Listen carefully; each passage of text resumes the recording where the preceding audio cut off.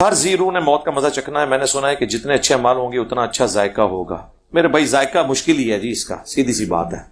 ہاں جی، بخاری مسلم دونوں میں عائشہ کہتی ہیں جب سے میں نے اللہ کے نبی علیہ السلام کو موت کی تکلیف میں دیکھا ہے نا، اس کے بعد کسی شخص پہ جب موت کی تکلیف طاری ہوتی ہے تو میں اس پہ کوئی تعجب نہیں کرتی. یہ اکثر لوگ کہتے ہیں جی بڑی تکلیف کٹی ہے. جی گستاخ سی نا جی. ابھی یہ دیکھ لیں آپ، پچھلے دنوں ایک اہل حدیث مولانا تقریر کرتے ہوئے فوت ہو گئے، تو دیوبند اور اہل حدیث نے اس مسئلے کو اٹھایا جو صحابہ کی تعریف کرتے ہوئے فوت ہو گیا. سر یہ آپ کا رخ ہے نا سوچنے کا. جو آپ کے مخالفین ہیں وہ تو کہہ رہے ہیں کہ اللہ نے زبان ہی بند کر دی، جھوٹ بول رہے ہیں. ایسی سوچنے کا انداز ہے. یا انہوں نے اہل تشیع نے اپنے ذاکرین کی وہ ویڈیو چڑھا دی ہیں جو وہ مرثیے پڑھتے ہوئے وہ بھی مرے ہیں. چلو انہیں دلیل بنائی سی تے کڈو یہ جو کڈنا ہے. کوئی کرائٹیریا نہیں. جنید جمشید صاحب شہید ہوئے اس میں ایئر کریش میں، بریلویوں نے کہا کتے کی موت مر گیا، جسم بھی نہیں ملا. طارق جمیل صاحب نے کہا وہ نبی علیہ السلام کے پاس پہنچ گیا. ایک کوئی بندہ جے اور دو پاسے کروڑا لوگ جے. جنید جمشید صاحب کا بڑا جنازہ ہوا، بریلویوں نے کہا جی ایک کڑی دلیل ہے. خادم رضوی صاحب کا بڑا ہوا، انہوں نے کہا جی یہ دلیل ہے. وہ تو دوئیں تو بات کے تے مدودی صاحب کا جنازہ ہویا سی، اس پہ تو ٹاس ہو رہے تھے کس نے پڑھانا ہے. امام کعبہ کہہ رہا تھا میں نے پڑھانا ہے. یوسف القرداوی صاحب جو مفتی اعظم ہیں قطر کے، انہوں نے پڑھایا تھا، ان کے اسٹوڈنٹ ہیں، سب سے بڑے اس وقت انٹرنیشنل اسکالرز میں سے. جنازوں پہ کوئی گھر. اور ابو ذر غفاری کے جنازے میں کتنے لوگ تھے یار، لے کے آؤ کوئی بندہ ابو ذر غفاری جیسا. یہ جنازوں سے کچھ نہیں ہوتا میرے بھائی، نہ مزاروں سے ہوتا ہے. 25 انبیاء کے نام ہے قرآن میں، سوائے ہمارے محبوب صلی اللہ علیہ وآلہ وسلم کے کسی کی قبر بھی کنفرم نہیں ہے. اور 25 کے تو نام آئے ہیں.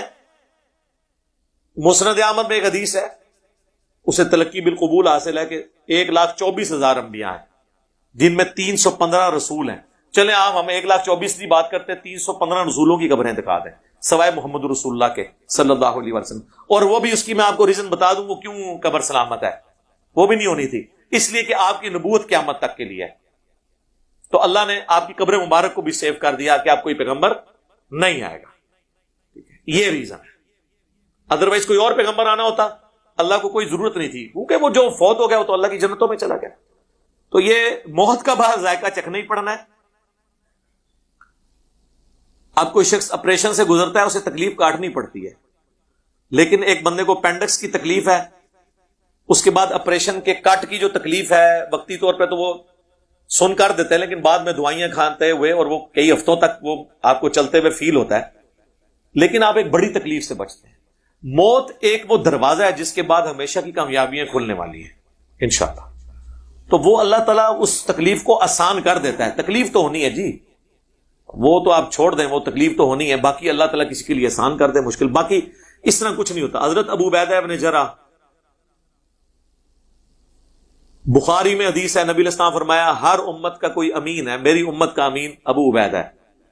جنگ یرموک میں حضرت عمر نے اتنا بولڈ ڈیسیژن لیا کہ این میدان جنگ میں، جبکہ خالد بن ولید سب سے مشکل جنگ میں تھے، ان کو آرمی چیف سے ہٹا کے ابو عبیدہ کو لگا دیا، یہ بتانے کے لیے کہ خالد کی وجہ سے فتوحات نہیں ہو رہی، رب خالد کی وجہ سے ہو.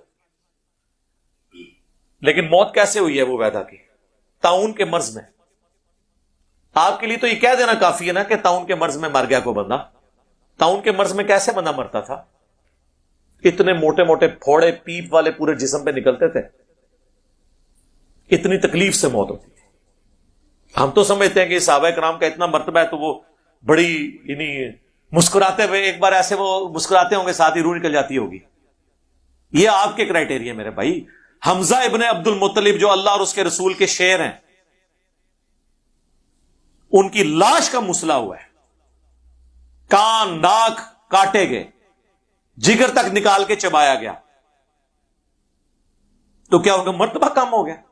حضرت حسین ابن علی اور ان کے بچوں کی لاشیں گھوڑوں کے ٹاپوں کے نیچے روندی گئیں، جسم کربلا میں پڑا ہوا ہے اور سر جو ہے وہ شام لے جایا گیا، تو ان کا مرتبہ کم ہو گیا؟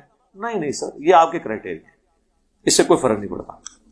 فجر کی نماز کے بعد 41 مرتبہ سورہ فاتحہ پڑھ کر دم کیا گیا. دیکھیں 70,000 لوگوں کی فضیلت یہ بالکل جعلی اور اکثر کمزور روایتیں. اصل یہ ہے آپ سنت اذکار آپ کو لیکچر کے اینڈ پہ مل جائیں گے. صبح شام کے سنت اذکار کیا ہیں, فرض نماز کے بعد سنت اذکار, ان پہ ایمفسائز کریں. ویسے اگر کوئی سنت اذکار سے ہٹ کے بھی کوئی ایسے اذکار کرتا ہے اپنے شوق کے طور پر جو قرآن و سنت سے ثابت ہوں, وہ الفاظ وہ جائز ہے, کوئی شرکی الفاظ نہ ہو. صحیح مسلم میں حدیث ہے تم اپنے زمانے جہالیت کے بھی دم مجھ پر پیش کرو, اگر ان میں کوئی شرکی الفاظ نہیں تو ان کو ویسے ہی کرتے رہو. تو آپ کو کر رہے ہیں تو یہ کرتے ہیں. بہرحال یہ باقی یہ فضائل تو سارے اس طریقے سے بنائے ہوئے ہیں.